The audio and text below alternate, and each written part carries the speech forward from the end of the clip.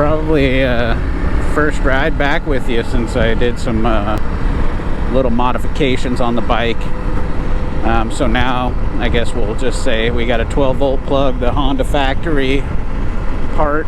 It plugs right down inside the left fairing into a stock harness that's protected with a cap, and it's got a little fuse block, 3 amps or 5 amps, I don't remember, and pretty cool. We got the Oxford heated grips here that they have like a smart sensing technology where if you forget to turn them off, they'll eventually turn themselves off.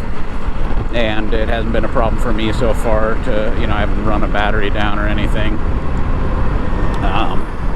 I've got something called Sahara Moto tire slime in the tires. It's similar to Ride On. It had all the same specs, and I needed I don't know, say it was 30 ounces, I don't know, 24 ounces total, and the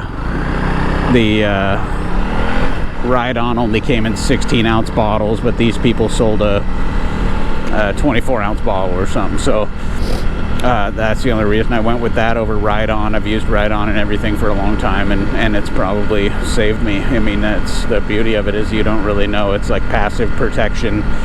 You could have 100 holes in your tire, and if it's plugging them, then all you do is just keep riding, so that's beautiful.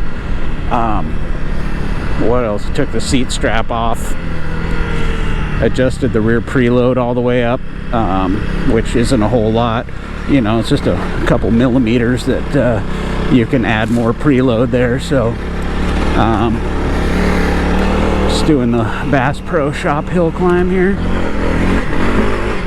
Wop wop. Yeah, I think this bike's terrific. There's not a whole lot more that I really want to do to it. I might end up doing some things to it just as they come up. Skid plate. If the right one comes out, I'd probably get a skid plate, because I've only bottomed this thing out twice, and there's, broken plastic will shake out if you rattle it. Anyway, so I'm pretty happy with it. I think it's a great bike. I'd be happy if it was my only bike, I think, and it's making me just, and I thought this when when it was on order and I didn't even have it yet, I said, if this thing gives me, even 90% of the capability feel that I have on the KLX, I don't think there's going to be a spot for that bike anymore. And I keep thinking that, I keep going, when am I going to ride something that I can't do on this bike? Well, maybe I should keep it as a bike just to beat on. It's got all the protection on it.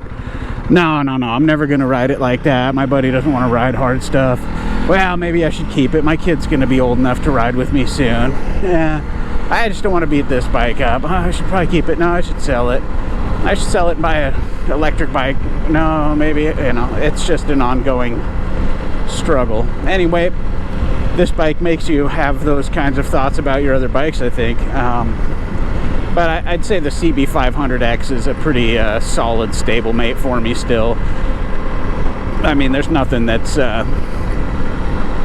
so remarkably different or better for the role that it fills in my life that I'd consider having something that's way faster, because that's what it's going to end up being. And I know that I'll just end up going way faster a lot, which I don't really need that temptation. So this thing is wonderful around town. The stock tires are great, I think. A lot of people poo-poo them, but one of my fellow YouTubers, Trek Ethos, whose videos you might have seen, he's put 8,000 miles on his bike already, and he's going back to the stock rear and new stock front, because he said, they're better off-road than the D605 he's tried.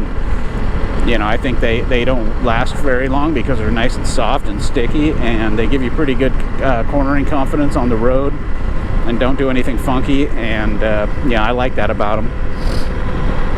So I don't know, I'm heading over to a little spot I found that we'll just go do a little, it's like a little double track campground trail through the woods. So we'll go hit that up and just ride. Hopefully don't hit any needles. You know, maybe you saw my other video about the tire mousses, and you know how much I like those. They just take away all of the worry and question about, am I going to get a flat today, because they're already flat. You know, there's foam in there that it can't go flat. So you know, it's pretty confidence inspiring to know, like, oh wow, I just bashed my front tire into a, I'm going the wrong way, I think. Whoa, into a square edge bump. Am I gonna get a pinch flat? No. Oh, I just drove through a big pile of hypodermic needles. Am I gonna get a flat? No. So anyway, I'm stoked on the mousses, but you know, they are, I don't think I'd be stoked on them on this bike, because they, you know, basically last 1 or 2 tire changes, and then you got to spend an extra $100 every time you do a tire change to replace the mousses. So but you know, for the confidence they inspire, and if you were going to do, you know, put some fresh tires on your bike and do, you know, a trip to Idaho just to do single track for 2 weeks, you couldn't go wrong. You would not have to worry about your tires. You just check the lock nuts on the on your you know, what are they fucking called? Fuck, god damn it, bead locks, and that's about it. Anyway, talk to you later.